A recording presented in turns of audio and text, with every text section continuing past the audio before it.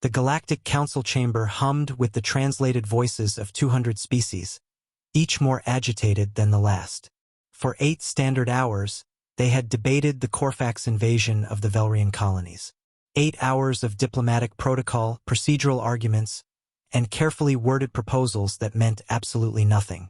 Lisa Chen sat in the human observer's seat, her fingers drumming against the armrest with increasing irritation. As the newly appointed liaison from Earth, she'd been warned that council sessions could be tedious. Nobody mentioned they'd be maddening. The subcommittee on military intervention must first convene, droned Ambassador Thelixon, his crystalline form refracting the chamber's light into nauseating patterns. Only then can we discuss potential authorization. We don't have time for another committee, shrieked the Valkyrian representative, her feathers bristling in distress. The Corfax have already decimated 3 of our worlds. Millions are dead. Protocol must be observed, countered a Dravic representative, his 6 eyes blinking in sequence. Hasty action leads to galactic instability. Lisa leaned toward James Rodriguez, her military advisor, who stood rigid behind her chair in his worn Earth Defense Force uniform. "Tell me you're seeing this circus too," she whispered. James' jaw was clenched so tight she could see the muscle twitching. 8 hours, Lisa. 8 hours while people die because these bureaucrats can't agree on who gets to chair the damn meeting. The Corfax weren't just any enemy. They were a hive-minded species that consumed entire biospheres, leaving nothing but barren rock in their wake. 3 weeks ago, they turned their attention to the Valkyrian Commonwealth, and the slaughter had been systematic and brutal. "Perhaps," suggested a serpentine Izar diplomat, "we should commission a study on the Corfax psychology before committing to any course of action." A study? Lisa's voice cut through the chamber before she could stop herself. 200 alien faces turned toward the human section. "You want to study them while they're literally eating children?" Representative Chen. Thelixon's tone carried artificial patience. "Your species is new to the Council. You must understand that galactic warfare is not engaged in lightly. The bureaucratic process exists for good reason." "Screw it." Lisa stood up, her chair scraping against the floor. "James, hold my beer." She wasn't actually holding a beer, but James understood the Earth idiom perfectly. He allowed himself the smallest smile. "Ma'am, you don't have a—" "It's a metaphor, Rodriguez." Lisa was already moving toward the chamber's central console, her fingers flying across her data pad. "How long to deploy the Valkyrie Protocol?" James' eyes widened. "The Valkyrie, Lisa? That's not even officially sanctioned yet. It's still in the experimental phase. Can you deploy it or not?" Behind them, the council erupted in confusion. "Representative Chen, what are you doing?" demanded Thelixon. "You cannot simply. This is highly irregular." James pulled up his military interface, his training overriding his hesitation. "I can have the EDF Artemis in position over the Corfax command cluster in 90 seconds. But ma'am, this is going to cause a diplomatic incident."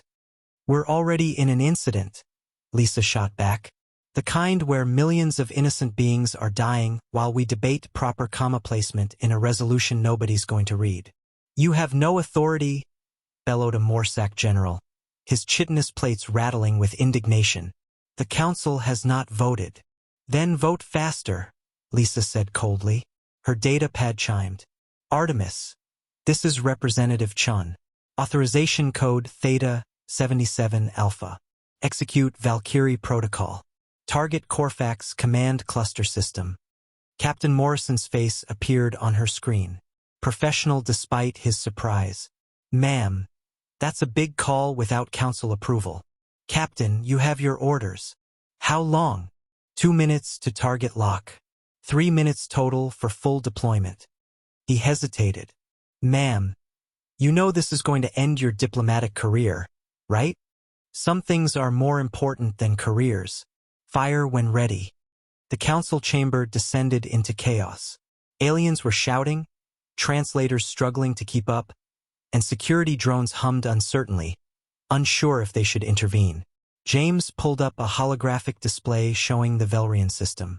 "Artemis is in position. Valkyrie cores are charging." "What is this Valkyrie?" demanded the Valkyrian representative, hope and fear mixing in her voice. "Humanity's contribution to galactic warfare," Lisa said quietly. "We figured if we're the newcomers, we should bring something useful to the table." The hologram showed the EDF Artemis, a relatively small ship by galactic standards, releasing a swarm of what looked like silver fireflies. Thousands of them, each no bigger than a human fist, spreading out in a perfect geometric pattern. "Those are nanite swarms," James explained to the shocked council. "Self-replicating, target-specific, and very, very angry." The Lixen's crystalline form pulsed with alarm. "Self-replicating weapons are banned under galactic law." "Yes," Lisa interrupted. "We're not signatories yet, remember? You kept us in observer status." The hologram showed the silver swarm reaching the Corfax fleet. For a moment, nothing happened. Then the readings went haywire. "What is happening?" whispered the Valkyrian representative. James checked his readouts. "The nanites are consuming the Corfax ships from the inside out. Molecular disassembly. They're programmed to target only Corfax biological signatures and their technology. Everything else is untouched." The transformation was terrifying in its speed. Corfax dreadnoughts that had been raining destruction on Valkyrian colonies simply dissolved, turned to dust that scattered in the solar winds. Their ground forces, their support ships, their command structures, all of it vanished in a cascade of silver consumption. "Elapsed time?" Lisa asked calmly. 2 minutes, 40 seconds, James reported. "All Corfax signatures in the Valkyrian system are gone. War's over." The council chamber was silent. 200 species stared at the hologram, at the empty space where an invasion force had been, at the human woman who had just accomplished in 3 minutes what they couldn't decide on in 8 hours. The Valkyrian representative's voice broke the silence, trembling with emotion. You saved us." "Yeah," Lisa said, suddenly feeling very tired. "James, I'm probably fired, right?" "Definitely fired," he agreed. "Also, possibly a war criminal by council standards. Definitely a hero by Earth standards." Thelixen's form flickered with colors Lisa's datapad couldn't translate. "This is unprecedented. Unilateral military action without authorization. Saved millions of lives while you argued about procedural minutiae." Lisa cut him off. "So, here's what's going to happen." She looked around the room, meeting as many alien eyes as she could. "You can censure Earth, kick us out of observer status, whatever makes you feel better about your bureaucratic dignity. But every species in this chamber just learned something important about humans. We don't do committees when people are dying. We don't debate while civilizations burn. We act. And if that makes us too hasty for your council, then maybe your council needs to move faster." James leaned close. "That was a hell of a speech for someone who's about to be court-martialed." "Worth it," Lisa muttered. The Valkyrian representative stood, her feathers smoothing into what Lisa had learned was a gesture of deep respect. "I move to grant humanity full council membership immediately." "Seconded," came a voice from the Yuster section. "Thirded," added a Morsak. More voices joined in. A wave of support that clearly shocked the establishment members. Thelixen's form dimmed, then brightened with what might have been resignation. "Very well. It seems humanity has earned their seat, though perhaps with less enthusiasm for unilateral action in the future." Lisa smiled sweetly. "We'll try. No promises." As the council began the surprisingly swift process of granting Earth full membership, James leaned down to whisper, "You know the Valkyrie nanites have a 12-hour lifespan, right?